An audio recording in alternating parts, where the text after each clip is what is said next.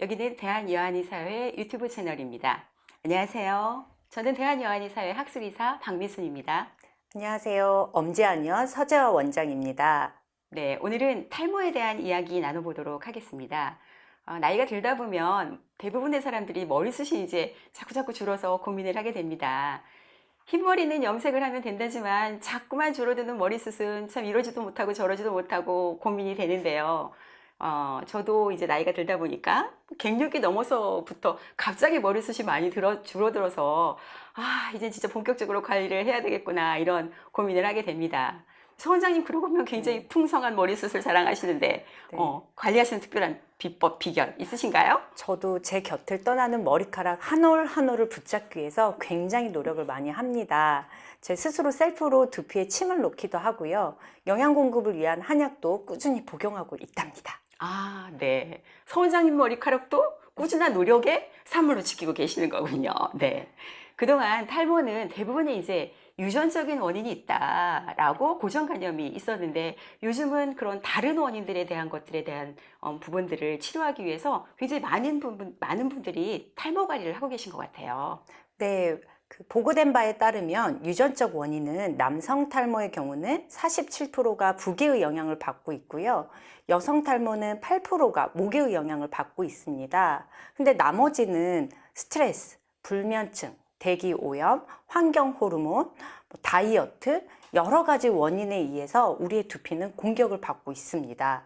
또한 탈모의 연령층이 낮아지고 있는 실정이기도 하지요. 네. 통계치를 보니까 굉장히 흥미롭네요. 그래서 그 탈모의 연령층이 낮아지다 보니까 요즘 젊은 환자분들 보다 보면 말을 스스로는 안 하지만 이렇게 물어보면 실제로 탈모약을 드시고 계신 젊은 분들 굉장히 많습니다. 이게 호르몬제죠. 네네. 아무래도 부작용이 있을 것 같은데 뭐 전문의의 처방을 받아서 드시고 계시겠지만 부작용이나 뭐 다른 네. 양방치료법 네네. 한번 알아볼까요? 탈모하면 떠오르는 양방치료는 먹는 약, 바르는 약, 차선책으로 모발 이식을 떠올릴 수 있습니다.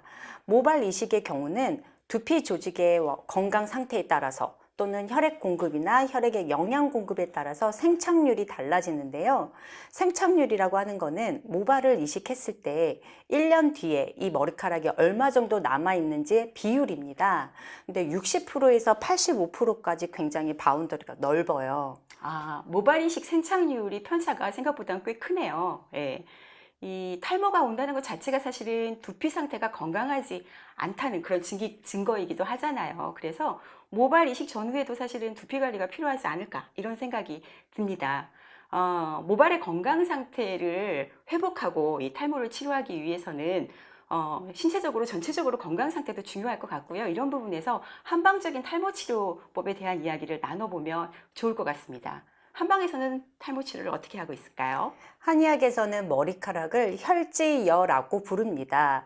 즉 혈이라고 하는 거는 우리가 쉽게 떠올리는 이 혈액, 몸을 구성하는 영양 물질을 뜻하는데요.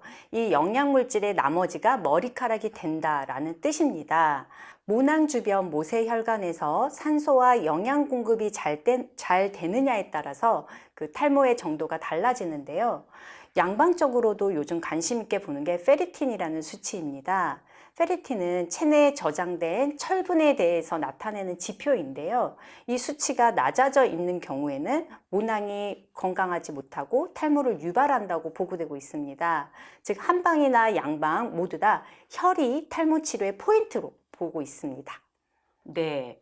한방에서 예로부터 이제 머리카락에 대해서 혈지여다라고 했던 그런 한방적 관점이 양방적 탈모 치료와도 어떤 일맥상통하는 부분이 있는 것 참 흥미롭습니다. 우리 여성 환자분들이 아무래도 한의원에 많은데 여성들의 탈모는 주로 어떤 케이스에 많이 오는지 그런 이야기 한번 나눠볼까요? 우리 여성의 삶을 봤을 때 탈모는 크게 세 가지로 분류가 될 수 있는데요. 다이어트 탈모, 산후 탈모, 갱년기 탈모로 분류할 수 있습니다. 다이어트 탈모는 극단적인 다이어트, 불규칙한 식사나 원푸드, 황제 다이어트 이런 다이어트가 몸에 영양 공급이 되지 않기 때문에 탈모 질환을 유발합니다. 저희 한의사들이 다이어트 치료로 한약을 처방할 때는요, 꼭 보약 성분을 넣게 되거든요. 그래서 다이어트 이후의 탈모를 미리 예방하는 효능도 포함하고 있습니다. 네, 보통 이제 한의원에서 다이어트 약으로 먹는 약이 지방분해 한약이다 이렇게 불리잖아요. 그런데 지방분해 한약 성분 이외에도 사실은 혈액을 보강해서 이 탈모를 예방한다거나 빈혈을 예방한다거나 아니면 생리가 끊긴다거나 이런 문제들을 예방하기 위한 보혈제가 상당히 많이 들어가게 되죠. 네, 산후탈모의 경우는 임신 기간 중에 호르몬 변화와 모낭의 생체 주기에 따라서 임신 중에는 머리카락이 잘 빠지지 않습니다. 대신 출산 이후 1, 2개월 동안에 굉장히 많은 머리카락이 빠지는데요. 이거는 정상적인 탈모에 해당합니다. 하지만 산후조리 기간에 보혈지제가 충분하지 않고 산후조리가 잘 되지 않을 경우에는 병리적 탈모로 이완되기가 쉽습니다. 네, 이렇게 다이어트에 의한 탈모이거나 아니면 출산 이후의 탈모는 사실은 일시적인 탈모라 어느 정도 기간이 지나고 몸이 회복되면 정상적으로 극복이 되는데 저 같은 경우에도 그렇고 이게 갱년기 때 오는 탈모는 그때 관리를 못하게 되면요 회복이 쉽지 않은 것 같아요. 그죠? 네, 맞습니다. 갱년기가 되면 여성 호르몬 수치는 줄어들고 남성 호르몬 수치가 상대적으로 높아지게 되죠. 이때 발생하는 DHT라는 물질이 있는데요. 모낭을 공격하기 때문에 갱년기형 탈모를 유발시키기도 합니다. 또한 갱년기에 가장 불편한 증상이 상열감이잖아요. 그쵸? 네, 네. 두피로도 열이 뜹니다. 그러면 모낭 단백질을 공격하기 때문에 머리카락은 윤기를 잃고 탈모가 되기 쉽습니다. 네. 이렇게 다이어트, 출산, 갱년기라는 여성의 생애 주기에 따라서 탈모의 위험이 갑자기 급격하게 증가하는 그런 시기가 있습니다. 이런 시기에 방심하지 말고 잘 관리해서 그 시기를 극복하면 훨씬 도움이 될 것 같습니다. 그리고 또 여성분들의 탈모의 경우에는 남성분들과 조금 다른 탈모 양상을 보입니다. 여성들은 대부분 탈모가 이 정수리 주변에서 많이 일어납니다. 해부학적으로 살펴봤을 때 두피 근육은 전두근, 축두근, 후두근으로 구성되어 있습니다. 정수리 부분에는 근육보다는 근막으로 구성이 되어 있는데요. 근육이라고 하는 것은 혈액이 공급될 수 있도록 이렇게 펌핑 작용을 해주거든요. 근데 이 근막으로 되어 있는 정수리는 그 펌핑 역할이 되지 못하고 혈액 공급이 아무래도 제한적이기 때문에 탈모가 이루어집니다. 한의학에서는 정수리에 백회라는 혈자리가 있는데요. 제양지회라고 해서 모든 양기운이 모이는 곳입니다. 즉 두피에 열감, 상열감이 있는 분들은 이 백회의 열이 많기 때문에 정수리 탈모로 이완이 됩니다. 네. 이렇게 한방 치료는 사실은 혈액을 보강하고 머리에 열이 올라서 머리가 빠지게 되는 열이나 화를 꺼주는 그런 치료가 주 치료 방법이라고 할 수 있겠는데요. 이런 여성형 탈모는 확실히 남성이 이렇게 헤어라인이 뒤로 밀리면서 M자를 보인다거나 하는 남성 탈모와 확실히 차이가 있는 양상을 보이게 됩니다. 그런데 이런 남성 탈모나 여성 탈모나 사실은 치료의 기본은 두피를 튼튼하게 관리해 주는 거죠. 그래서 이런 탈모를 치료하는 방법, 한방적 방법에 대해서 한번 말씀해 주시겠어요? 탈모는 결국에는 혈이 부족해서 생기는 질환이기 때문에 혈을 보충하려면 한약 치료가 필수적입니다. 예전 CF 대사 중에 몸에 좋은 영양분, 피부에 양보하세요 이런 멘트가 있듯이 이제 몸에 좋은 한약재는 머리카락에 양보하셔야 네. 합니다. 그리고 탈모까지는 아니지만 부쩍 머리숱이 빠졌을 때는 초기 증상에는 약침 치료도 효과적입니다.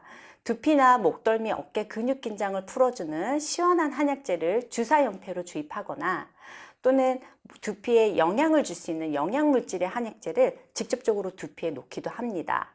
또한 일반적인 침 치료만으로도 두피의 긴장을 이완시켜 줄 수 있기 때문에 도움이 되고요. 추나 치료도 도움이 됩니다. 네. 탈모를 겪는 환자분들 보면 목덜미 근육이 굉장히 많이 긴장이 돼 있습니다. 한의사가 직접 술기로 하는 추나 치료는 이 목의 근육 긴장을 풀어주고 두피의 혈행을 완화시킴으로써 모낭의 영양 공급을 수월하게 도와줄 수 있습니다. 네, 두피를 건강하게 하고 모발을 튼튼하게 하는 이런 한방 치료가 확실히 탈모를 개선하는 데 도움을 줄 거라는 믿음이 듭니다. 네, 탈모로 고민이신 분들이 집에서 이렇게 본인이 직접 관리하실 수 있는 생활 속 관리법 뭐가 있을까요? 가장 기본적이면서도 쉬운 방법이지만 틈틈이 실천해 주시면 좋은 방법들이 있습니다. 최우선은 두피가 청결해야 되겠죠. 그래서 탈모 환자분들 중에 아침 저녁으로 수시로 머리를 샴푸하시는 분들이 있습니다.